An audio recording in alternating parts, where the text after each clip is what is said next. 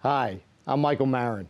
At Holy Name Medical Center, we believe that all citizens need to be informed about the important healthcare issues that affect their daily lives. That's why we're proud to support programming produced by the Caucus Educational Corporation and their partners in public television.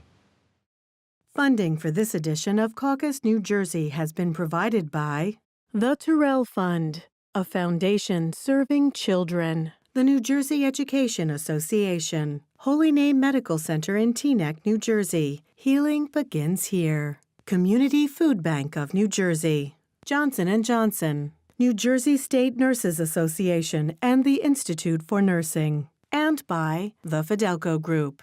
Promotional support provided by the New Jersey Business and Industry Association and by Jaffe Communications, where business, media, and government converge in New Jersey.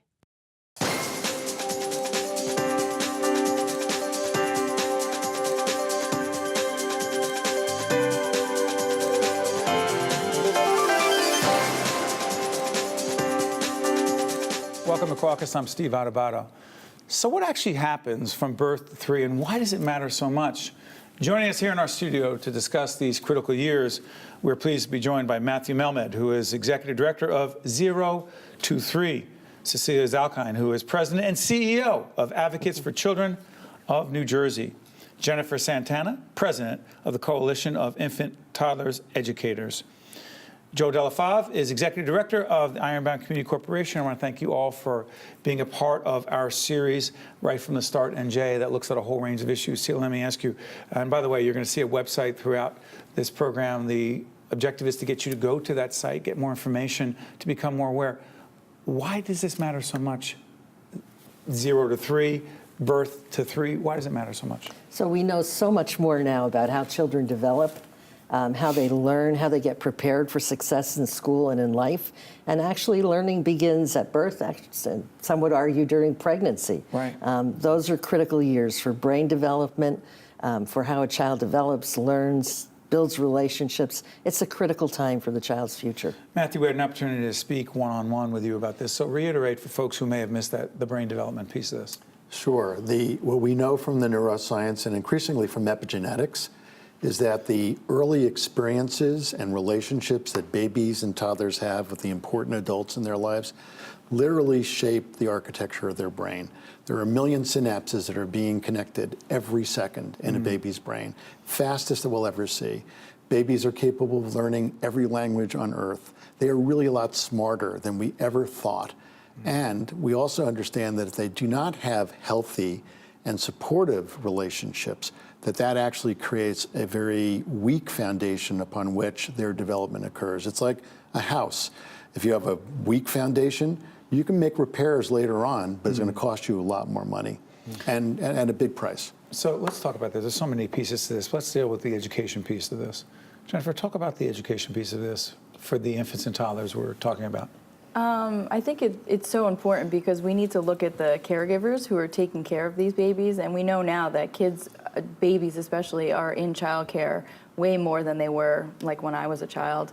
And so we need to be able to educate and teach these caregivers who are caring for these young children what to do and to teach them about brain development and how important these early years are. Break this down a little bit, because Matthew did talk about this in our in-depth interview about the training, if you will, of these caregivers. So, you know, there's different kinds of training that educators can get. They can get what's called a CDA. They can get credentials. New Jersey has an infant toddler credential. Do we do enough? I'm sorry for interrupting. Again, I'm gonna make this clear. This is a unique opportunity in New Jersey, 2018, to be a new governor, some new leadership in the state legislature, an opportunity here.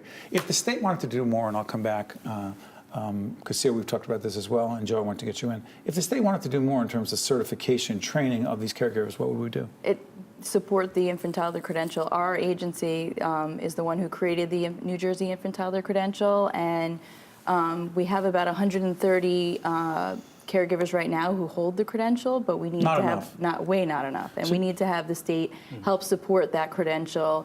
And, you know, sort of layering the credentials. So if somebody comes in with like a basic thing, then they can move up, and real specific to caring for infants and toddlers, not preschool, watered down. It's unique to this age group. Right. Joe, jump in here, because at your organization, you've been recognized. Your organization's recognized. And in fact, our friends at the Terrell Fund told us about your organization, even though we've done other programs together. You folks run a pretty darn good program. Talk about it. Well, thank you for that. I would make 3 quick points based on what has already been said. Following Matthew's point and everybody's agreement on the importance of infant toddler care and development because of the need for brain development, that it's even a greater need in a poorer, at-risk community where children are not exposed to the same vocabulary as a child who's in a financially stable family with 2 parents who might have college degrees. The amount of books that they're exposed to, the vocabulary that they're exposed to is far lower.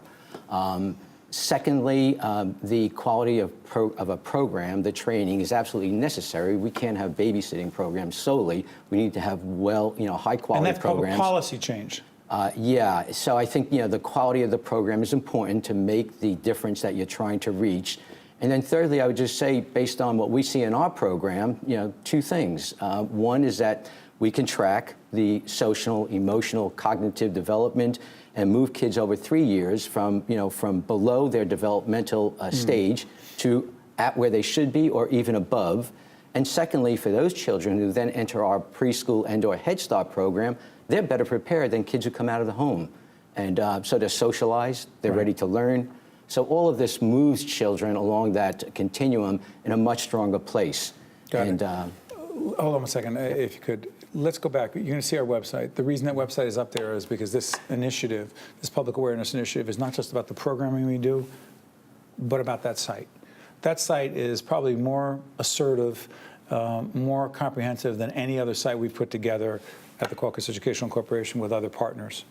Go on that site for important information that will help you as a parent, as someone who cares for a child, who wants to know more about these public policy questions. Go to that site right now. Cecilia, when you were on our other program, State of Affairs, we talked public policy.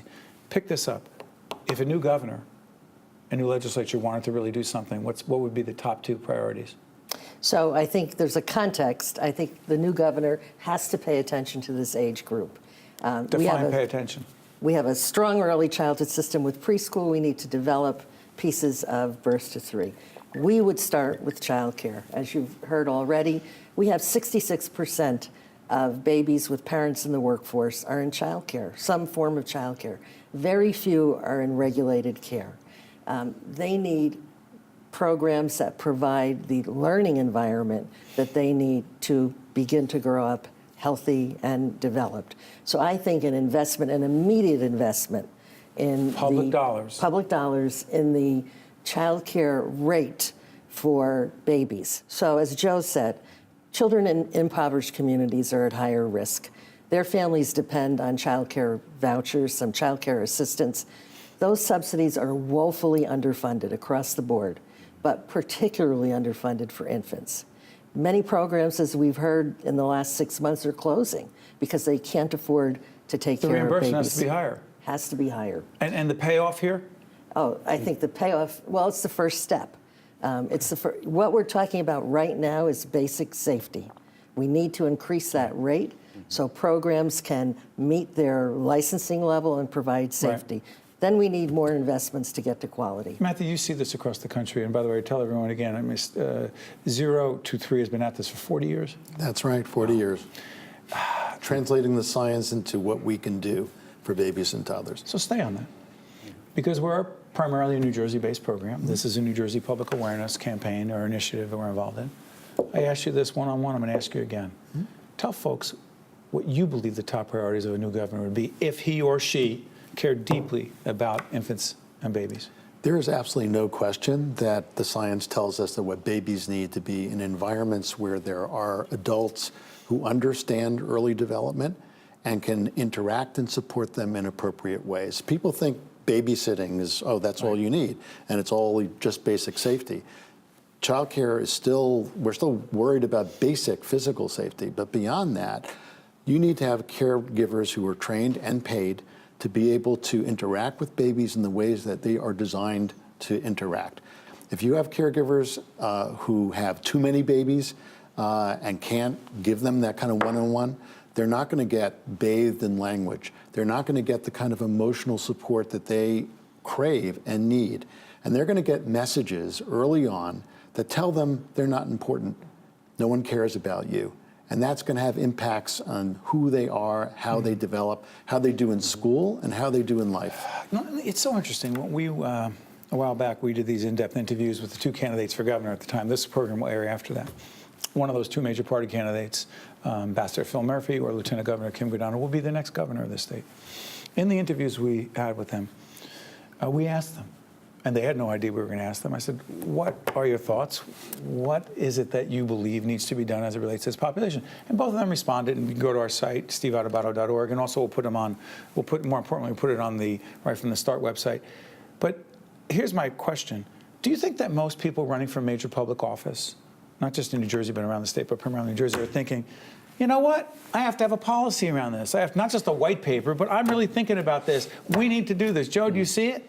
I don't see it. I think people are becoming more and more aware because of campaigns that have been run. SEAL's campaign on 0 to 3, the preschool Our Way campaigns.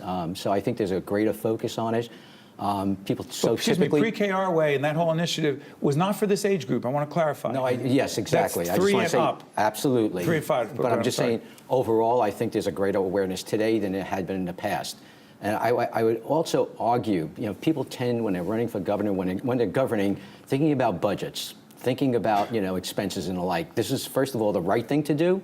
And second of all, it's going to save money in the long run. Someone says, I'm going to cut the budget. This is an investment. So you just say, oh, you can't just spend more on this population. You say?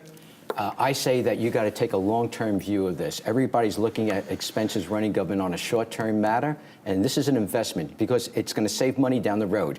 Remedial education, behavioral services, and the criminal justice system. What does the criminal justice system have to do with this? Because early childhood, 0 to 3, 0 to 5, are the best indicators of high school graduation and of college graduation. So you're building the citizenry of tomorrow.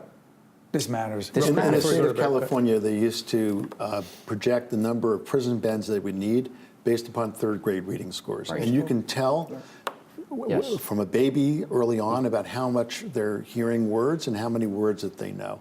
So just to build on that, I think that clearly the politicians are just beginning to get it. Parents are just beginning. We'll talk about parents real quick. We'll talk about it after the break as well. But what do they need to know? We did a national survey, and parents now get it. We've been doing this for years. They now get that the early years are important, but they don't quite understand exactly why. Something to do with the brain. And they miss the first year of life. They ascribe to the second and third year of life things that are actually happening with babies and toddlers. But they're taking it in. That's why I think having the website that you have is really important. Parents can go and get more information and learn about this. And what we need are political leaders who embrace this, understand it, because there are long-term benefits to society by making these investments. So, Jennifer, I'll get you back into this conversation. I want to talk more about Grow New Jersey Kids campaign and other initiatives involved in this. But this is, in fact, part of our initiative simply called Right From the Start NJ. I assure you, this is not the only program we'll be doing on this subject, but the rest is up to you. You go to the site, you find out about the information we have for parents, for caregivers, and the public policy questions that involve this population of people, of babies and infants that we say we care so much about. We'll be right back right after this. To see more Caucus New Jersey with Steve Adubato programs, visit us online at steveadubato.org. If you would like to express an opinion, email us at info@caucusnj.org. Find us on Facebook at facebook.com/Steve Adubato PhD. And follow us on Twitter at Steve Adubato. Welcome back, folks, to our ongoing series called Right From the Start NJ. Cecilia, let me ask you this. Parent watching, parent-to-be watching, he or she wants to make the best decision about childcare. We'll have that information on our site that you see right now, but give some advice. Well, I certainly think the Right From the Start NJ website is a good place to start. But, you know, we've been doing focus groups across the state with parents. By the way, make sure, I always assume everyone knows your organization, how great they are, what they do, but go ahead. Well, it's Advocates for Children of New Jersey. We're a public policy advocacy organization. So we've done some studies on childcare this year that point to the dire conditions for infant care. So we've taken that out to the community. We've been talking to parents across the state. Parents know, just as Matthew said, they know what they want and they know what their babies need. So to hear parents talking about, I want a place where my child is going to learn. It has to be safe, but I want him to learn. I want him to have opportunities. I want him to have that start right from the start. And as Joe said, for parents who live in impoverished communities, that is a significant challenge. It's much harder to, it's hard for every parent to find infant care, but it's even harder for impoverished parents. You know, I left our focus group in Trenton 2 weeks ago. It was so moving. We met with a dozen parents who talked passionately about their dreams for their kids, just like any of us would have. That's right. I left that feeling, you know, unless we do something, what we're talking about is disparity right from the start. Jennifer, this campaign, this initiative called Grow NJ Kids, what is it and why does it matter in this conversation? So Grow New Jersey Kids is a quality rating improvement system, and New Jersey's doing it, and it's a voluntary program right now that child care centers, licensed child care centers, and family child care providers can participate in, and it's a way to improve the quality of their program. So, you know, parents can, right now, they can go to the website and they can look at programs that are participating in it. There's a handful of rated programs now. What it is programs improve their quality, they pick a curriculum, they get materials, all sorts of things, they get support, and they and then eventually they'll get rated. They have a rating team that comes out to say, okay, you're a star rating of 3, 4, 5. And that will be on our site as well, but the economics of that. Say someone says, well, look at that, they have a lot of stars, they had a great rating, I want to go. But you can't if you don't have the resources. Right, exactly. And so, you know, the program needs to continue to be funded. Right now, we're not sure where the funding is going to come from once the initial funding that they got to support it. But it's a good start, you know what I mean? Long way to go. Yeah. Steve, could I just add something? Jump in. People hear the word curriculum and they hear infants and they go, what are you talking about? And the reality is because they think about that K through 12 curriculum, it's very different, but in terms of what you do with babies and toddlers, but there still is a science that we know about how to interact with a baby and toddler. It's science. And how you are We're not is just guessing, as important Matthew. what you do. Yes. We're not guessing. No, not at all. We actually learned a lot about what babies need and how the adults who need to be interacting with them act. And you need well-trained people who know how to do that. It's no longer this babysitting. Yeah. This really is where our future lies. Joe. You know, in addition to the children, you have the families. So the child leaves the center and what happens at home. And, you know, good programs are also engaging the families. How do you engage them? We engage in a variety of ways, you know, from our book library that you can take home, you know, at any time. And we have parenting education classes. We have all sorts of parenting activities, but engagement. Matthew talked about face-to-face. You know, it's the same thing with the program and with the family, face-to-face. Involvement with your kids, reading with your kids. How do you take positive discipline curriculum in the classroom and bring it at home as well? Home visits. What does your home look like? What do you mean? Is it that your folks go to the homes of these yes. infants and toddlers? Oh, yes. Home visits, sitting down with parents, talking about the things that we've talked about in terms of reading to kids, et cetera. You know, what does your home look like? And because we're a multi-service agency, we'll go beyond that. You know, what is a healthy home? Do you have the types of things in that home, like, you know, pesticides or whatever that, you know, shouldn't be around babies? You know, how do we reduce asthma or even prevent indoor, you know, how do we improve indoor air quality? You know, do we have lead filters, you know, because of the infrastructure in Newark and old cities? So, you know, we're going way beyond that into a holistic, you know, program with families. And you know, often you see a child in a program that's acting out. Right. And more often than not, it's not inherited in the child. It's the family, it's the stresses in the home. You need to understand that. So, you know, a family is stressing under financial instability, under low income, or even possibly, you know, tensions between parents, or even abuse matters, or whatever it may be. There could be alcohol, or the drug issues. the neighborhood condition itself. All of those things may play into. That affects infants and toddlers tremendously. Let me ask you this, because we're talking about New Jersey and the opportunities we have here, and why we're doing this right from the Start NJ Public Awareness Initiative. But I often wonder, Because I know that Maine is doing a lot in this regard, and I know you know that very well. And my question is, okay, so is there a model out there? I mean, is there a state that's saying that whose political leaders, community leaders, the foundation community, again, we know Terrell's very involved in this. And by the way, to fully disclose, the Nicholson Foundation is also funding the website itself. Because we couldn't do what we're doing in public broadcasting without that support. You run nonprofits, we live it every day. Here's the question. Do we look to a place, Matthew, and go, they're doing it right? There's not one state yet that's doing it exactly right, but there are, I think, states that are really on the cutting edge. Vermont certainly is one of them. And It was Vermont, not Maine. It's Vermont. I apologize. And then you look I'm so at Jersey-centric. Once we go north, I apologize. It's Vermont. And then you look at even communities. So one of the best communities in the country to be born is Tulsa, Oklahoma. What? In the reddest of red states. Because? Because there's a billionaire there who gets it, understands it, and he is investing in trying to make sure that there's a whole nest of supports for families with babies and toddlers, that there's early identification of problems, they get screened, they get referred, parents get the kind of education and support. If you weren't raised in ways that we know are helpful to early development, you're not going to do that. You're going to repeat exactly what happened before. And in Tulsa, they happen to have someone with the resources and the motivation, incentive to do this, and he is doing it. Yes, his name's George Kaiser. George Kaiser, but that's not a public policy. Listen, they're fortunate that happened. He's engaging the state of Oklahoma. Are they listening? Yes, he's leveraging his dollars to get them to invest. And Cecilia, we can't be looking around in New Jersey for a man or a woman who happens to be that can't be. Well, they're fortunate, but that's not a strategy, is it? Well, I would argue that we have a model right here in New Jersey We do. to build on. We have probably the best preschool program in the country for 3- and 4-year-olds.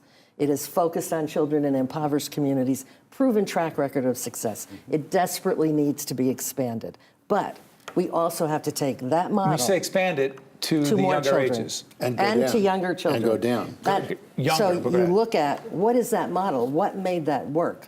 Because I think if we do that same model for children at birth, we'll be so much further ahead. So it's all the things we've talked about. It's small class size. It is a well-trained and compensated teacher. It's having to a be paid curriculum. better. Yes, they have to be paid better. It is in parent engagement. We know what works. We've seen it work. We have to do it for younger kids. To me, when I look at the new governor and legislature coming in January, to me it's a question of money and choices. You know, our budget is a mess. Our budget has been a mess for a long time. But there are priorities that are at the top that we always commit to. We need to make this birth to 3 that same priority. Again, our series, State of Affairs, which deals with public policy questions, we had State Senator Teresa Ruiz, who heads up the Senate Education Committee on it, on the talk about this issue, and she happens to be a new mom, and even if she weren't, she'd care greatly, but she cares even more now.